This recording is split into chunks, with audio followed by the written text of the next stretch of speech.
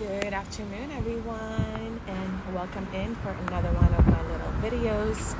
So I am sitting here today and I'm feeling really inspired to come in and quickly drop some information on the topic between choosing love versus getting trapped into love.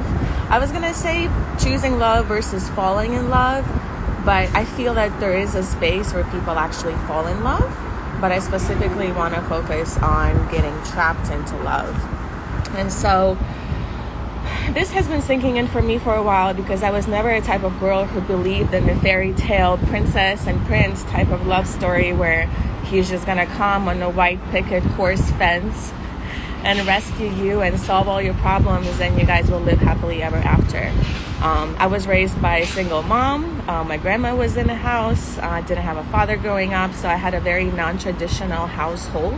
And basically witnessing my mom through her dating life, through the partnerships that she had, I realized that there is something more to love than just like waiting for the right person to just drop in your lap and then like just hoping things work out, right?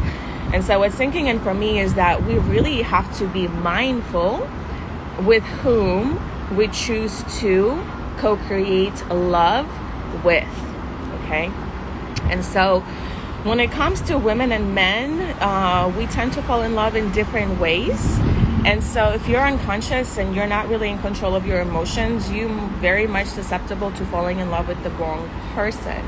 And so what's really important when you are in a dating process and when you are manifesting a partner for you is to get really clear as to what type of partner you want to have by your side, right? Because universe is gonna be like, well, do you want a little bit of this and a little bit of that? How about a little bit of this?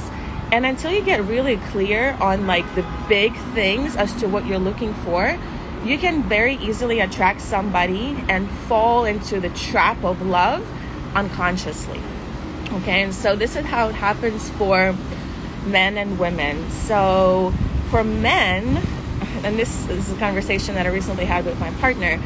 For men, it's really easy to fall in love with a woman who gives you a good blowjob.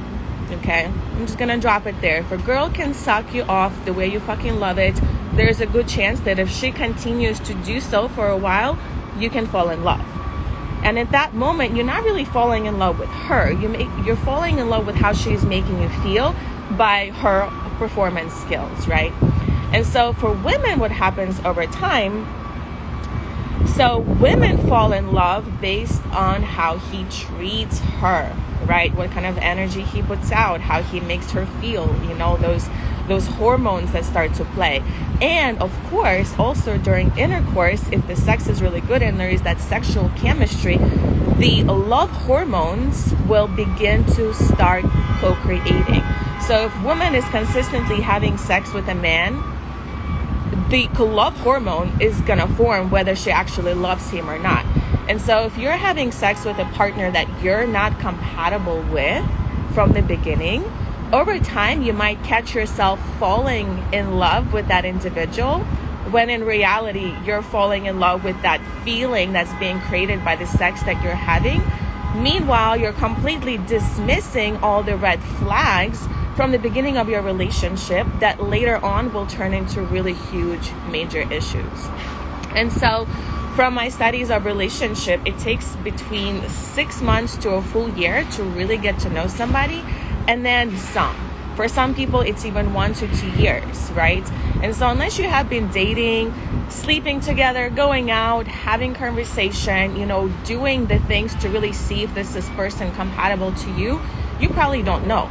And so what happens in relationships early on is that people just start having sex way too early and they end up attaching to each other really early on without actually being compatible for each other mentally, emotionally, physically, and spiritually. Okay, so there's 4 levels of compatibility. And if we're not mindful with choosing who we fall in love with, many men especially fall into the trap of ended up marrying and having kids with a girl who gives him the best blowjob. Okay, so she might give you the best blowjob, suck you into the relationship, get married, give you like 2-3 kids, and then 5-10 years down the road, she's not giving you blowjobs anymore. She's barely having sex with you. She realized, damn, I just got trapped into this relationship with this dude because I was really after my safety and security, and I felt like he could provide that. And so I see this in my work frequently, and so this is coming from my experience. So yeah, we actually have to, as conscious beings, you guys, we have to learn how to choose our partners, how to actually learn to ask the right questions, to look for the right flags, to figure out, is this the right person or not? Because when it comes to body and chemistry and sexuality, and then adding in spirituality into that, like, we don't do tantra with like a fuckboy energy. And I talk about this a lot. Like, we don't do tantra with one night stands, because then that's how people get trapped, you know? And so my desire is to invite you into thinking about these things from different perspectives, because I want you to find somebody who is really compatible and who can really meet all of your needs. And so one thing for women is learning how to handle your emotions. You know, we get so excited, and I mean, women are just receptive. I'm always linking this to sexuality, because when you are having sex with a man, you're going to receive his emotions, you're going to receive his thoughts, his energy, whatever he's carrying, right? And so if things are good, you know, on the surface, and you continuously have sex together, you will get attached.